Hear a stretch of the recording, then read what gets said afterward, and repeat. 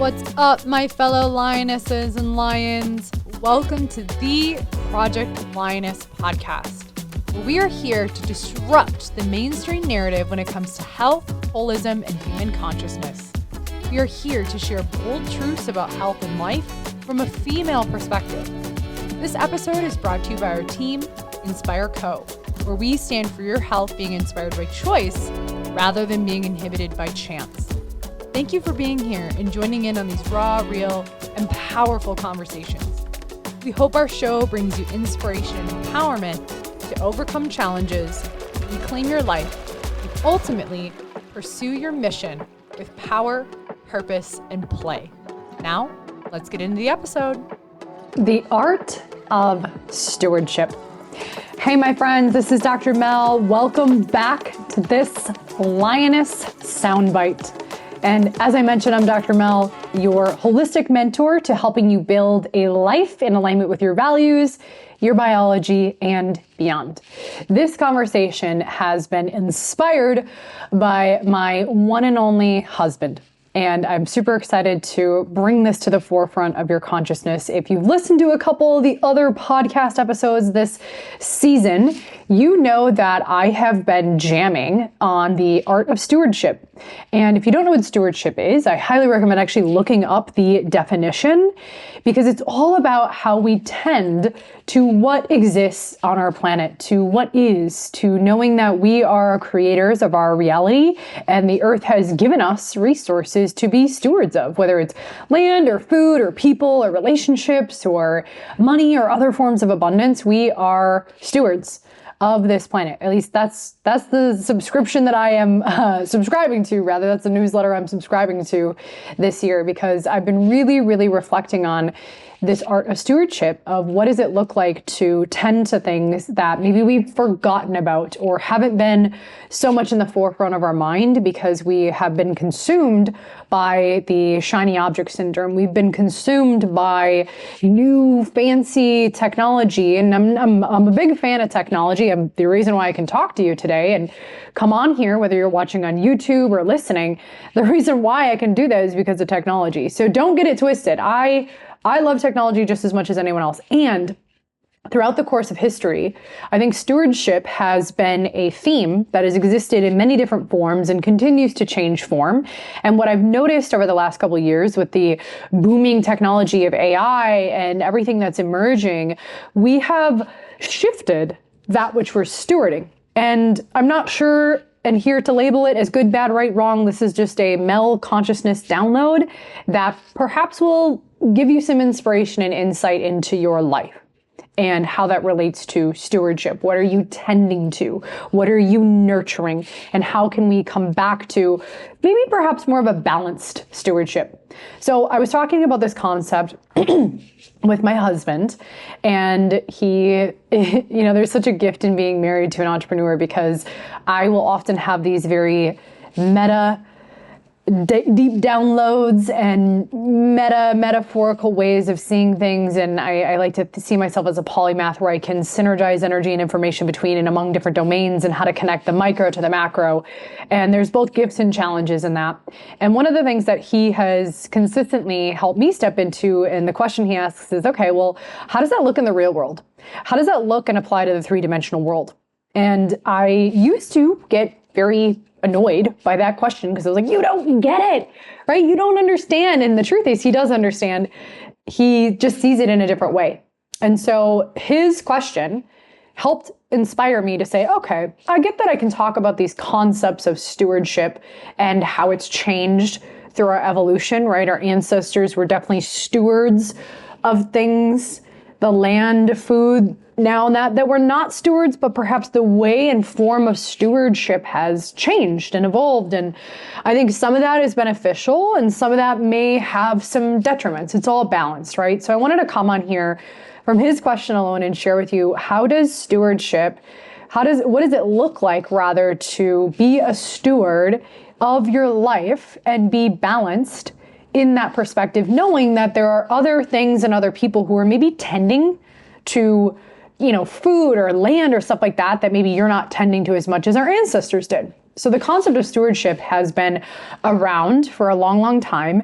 And where I'm coming from is inviting us back to stewarding the things that we feel we don't have, or we have this perception that we are in a void of it. It's missing. And I see this a lot in business, for example, and I'll give you some tangible examples of how to apply this in your own life. But looking at where are you already creating things that you're seeking to invite you back home to steward that which what is, to steward that which already exists, even if it's small, even if it's just a little baby, right? How can you steward that which is already growing like a seed you've planted to allow it to flourish? And if we go into perceptions of perceiving that we're not stewards of the land, what does that look like? Or stewards of anything I'm talking about. And one of the things him and I were referencing is some of these global catastrophes that have happened from a nature perspective, whether it's hurricanes or fires or big snowstorms that we're usually not used to seeing in certain parts of the country. And him and I were talking about, okay, how if we perceive that these, natural disasters or ways that the earth shifts energy, if we perceive that to be not stewarding, what does that mean? And because what I was talking about was, and I was kind of in my own emotions around it. And I'm sure you've been there too. I was asking myself and saying, we're not being stewards of things, and we're not being stewards of the land. That's why the earth is trying to get us to wake up. And he said, is that totally reality, or is it that we're just being stewards of different things? And you're not necessarily seeing where there's stewardship of the land in other forms. And I was like, touche. Side note, what's funny is when you start to learn these things and teach these things, your husband listens and he catches you on your bullshit. So very grateful for that. So, okay, how do we, and this relates back to things I teach in the Project Lioness Cohort, which is learning about feedback loops. And how if we don't listen to the whisper of our body, it eventually becomes a scream in a different form of our life. And when we perceive something to be chaotic on a global phenomenon, on a global scale, that can be a feedback loop to help us wake up to our own things that we're not tending to in our life. And this conversation that him and I had, again, inspired me to clean up that language a little bit and serve you and help support you of how to start to look at these global phenomena that is happening to help you wake up to being a steward of your own body, mind, life, and whatever that entails. So all of the chaos that we perceive in the universe, whether it's on a small scale in your relationships, maybe you're dealing with chaos in your body, or perhaps you're perceiving chaos on a global scale, whether it's economic, it's more natural disasters, it's political, all of that is really helping us become aware. So an example of this, of course, we know that the earth in different parts of the United States is navigating challenges from a natural disaster perspective, and people are being impacted. And so the way that I teach to look at this is asking the question, and this is part of what my husband invited me to consider from a three-dimensional perspective versus keeping it meta, is, okay, if I'm perceiving that there's this fire happening and, my heart goes out to those people being impacted, if I'm aware and awake enough to know that there's these fires happening on the planet, how can I stay conscious of seeing, okay, are there some fires in my life that I am not tending to? If I'm perceiving that I have some charge with this and I see it as really bad, or I don't know who would think it to be really good, but maybe someone does, right? I'm not here to judge that. But asking the question, okay, if I'm perceiving this as a wake-up call, and I'm perceiving from my values, the earth is waking us up, then the way that I can bring it back to my own stewardship of my life is asking the question, seeing this as a feedback loop on a global level, back to a personal level, because we are connected to the planet, asking the question, where am I not tending to fires? Or where am I allowing fires to run rampant in my life, metaphorically speaking, that I can tend to and be my own quote unquote firefighter? So that's just one example of a situation that's happening on the planet at this time, depending on when you're listening to this, of how I'm choosing to stay conscious and aware and use those experiences on the planet as an opportunity to stay conscious in my life and to be a steward of maybe things that I've forgotten about. The art of organization, the art of management, the art of stewardship, tending to maybe I'm allowing there to be chaos in my business or chaos in my relationship or even chaos in my body. So everything around us is a mirror back to us in the universe, because at a subatomic level, we are all vibrating energy. And the quote that I use within my programs, it's from Puntajali. It talks about the seer, the seeing, and the seen are the same. So if I'm perceiving people to be struggling and dealing with chaos, I can have that law of the mirror or law of transparency. I can utilize that and say, okay, where am I dealing with some fires that I can tend to? Because when we do that, when we tend to our own energy around it, because we are connected through the law of entanglement. And if all this seems like, where are these laws coming from? Hang with me. This season is about to blow your fucking mind.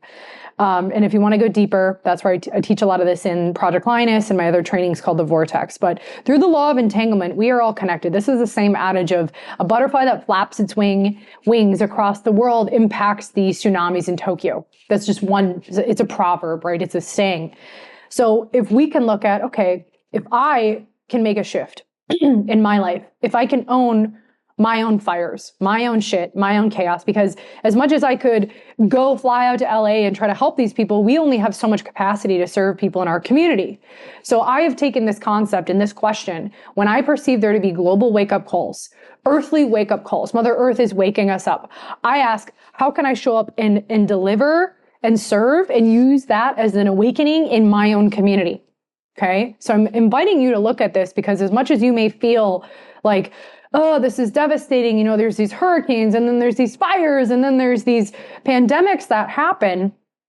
It doesn't mean you have to collapse into the drama. It doesn't mean you need to collapse into the suffering. You can acknowledge the suffering. Absolutely. We don't need to be sociopaths here and forget about human suffering, but use it and say, you know what? Where can I step up into my life and own some stuff? Because maybe I'm not being a steward of my land. Maybe I'm not being a steward of my ecosystem.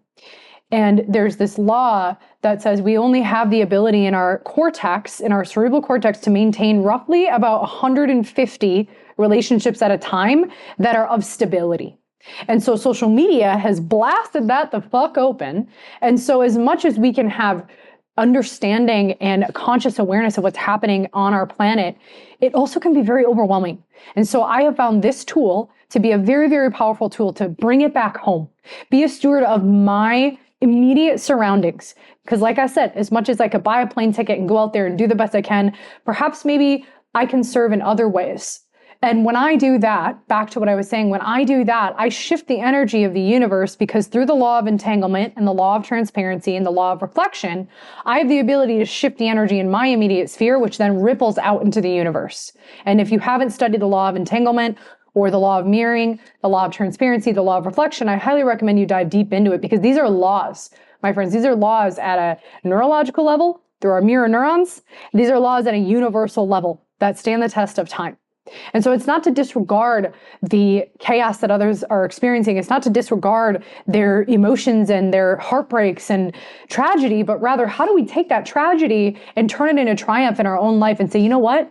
There may be some fires in my immediate community that I can start to become conscious and aware of. So all of this, as I said before, these feedback loops, whether it's physical, emotional, psychological, social, relational, or even global, it's all meant to wake us up. And everyone's wake up experience, everyone's awakening. And I don't mean awakening like they say, and like, you're so woke and awake. I mean, literally just becoming conscious and aware that your habits and patterns and choices and behavior do influence the people around you. That's what I mean by awakening. And everyone's wake up call, everyone's awakening or self-awareness or consciousness, you fill in the gap there, whatever word you want to use. Everyone has that in their own timing of what's in service for them. And so everyone has their own experience with that. And it's all happening in different dimensions. It's all happening on different timelines for people.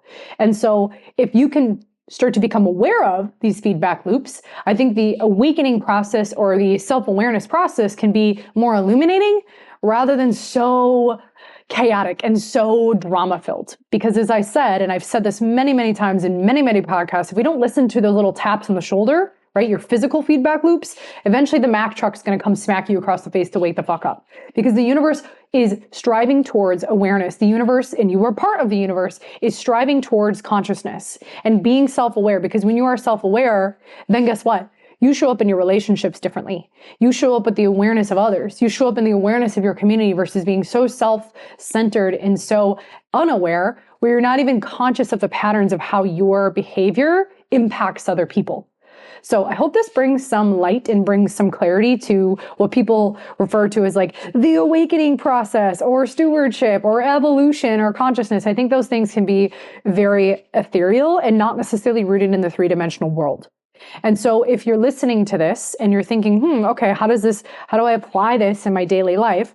Ask yourself, where are your values? Number one. And if you haven't determined your values, or what I am now calling the inspired life evaluation, reach out to me. I'm in the process of actually redoing the inspired life evaluation to help you determine your top values in life. So number one, ask, where are my values?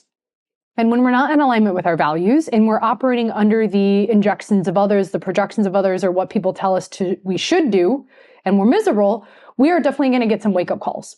We are going to get it physically. We're going to get it then psychologically. We don't listen to the internal feedback loops. We're going to get the external feedback loops socially, relationally, and then eventually globally. So when you're noticing these global phenomena, rather than saying like, oh, that's too bad for them, say, how am I involved in this? Because I am not separate from the universe. I'm not separate from Earth. So what is she teaching me here? What is she helping me wake up to, right? That helps you take responsibility in your own life, which then shifts the energy of the planet. So number one, know your values. Number two, understand that entanglement is a real thing. And that we are so interconnected in the web of the universe. And you may not know all the ways that you are interconnected, but you definitely are. So as much as you think, well, how does me tending to the chaos of my family impact the people in LA? It does. Or wherever we're talking about right now, impact the people in other parts of the world who are having their own form of chaos and wake-up calls. We all have our own chaos, right? Sometimes it's on a small scale, sometimes it's on a large scale, but it's all there to help us awaken to being more conscious and becoming stewards of our own lives and not forgetting the bountiful abundance that exists here and now, not forgetting what has already existed and not chasing these new things and really bringing us back to our center, bringing us back to a balanced mind and body, bringing us back to equilibrium because the universe strives towards allostasis and homeostasis. So one, know your values. Two, understand that there are laws at play that operate the entire universe at a microscopic and a macroscopic level.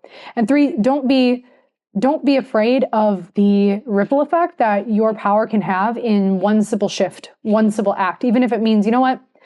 For example, if you're dealing with some chaos in your family or your interpersonal relationships, saying, you know what, there's some chaos here that I'd like to bring more order.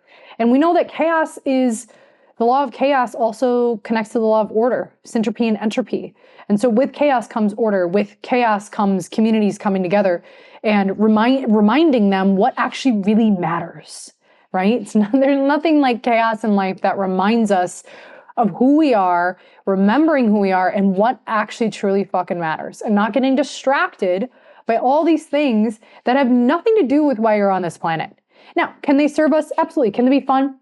Absolutely. But I'm here on this planet to help you awaken to that, to reclaim your power, pursue your purpose, and play out in life and whatever that means, because we all have different values. We all have different things that matter to us. So when you know your values and you can live in that zone of genius, you will find that the chaos doesn't impact you as much, or the chaos that you do experience is very inspiring. It's not meant to be de-inspiring. Choose challenges that inspire you within your values. So anytime you notice more chaos that you perceive as less than ideal or more drawbacks, ask the question, okay, where do we need to come back to center?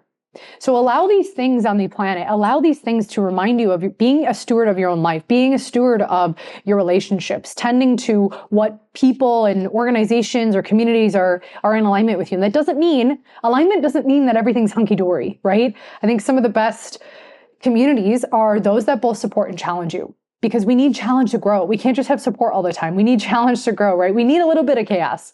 So finding the balance within that. So I digress. This is a lioness bite, a little sound bite as I'm calling it, a little bit shorter episodes to come on here and drop some wisdom, and you get some insight into my noggin and how I download things and how I process things and what I teach my clients. And my hope is that walking through some of these processes to turn things more meta to more 3D, as my husband helps me do, can serve you too. So let me know in the comments or shoot me a message, shoot me a DM how this is serving you. And if there's someone you find or know in your life who's maybe working through some chaos and they feel like they're kind of stuck in some loops, share this episode with them. Help them come back to the art of stewardship and how to bridge that gap between these more principles and ethereal concepts to more the three-dimensional reality so that we can all step into and be conscious of our own power to ultimately impact the lives that matter most to us. So this is Dr. Mel with the Project Lioness podcast, your Lioness soundbite, and I am here to help you reclaim your power, support you in pursuing your purpose, and ultimately guide you in playing all out in life. I'll catch you next time. Peace.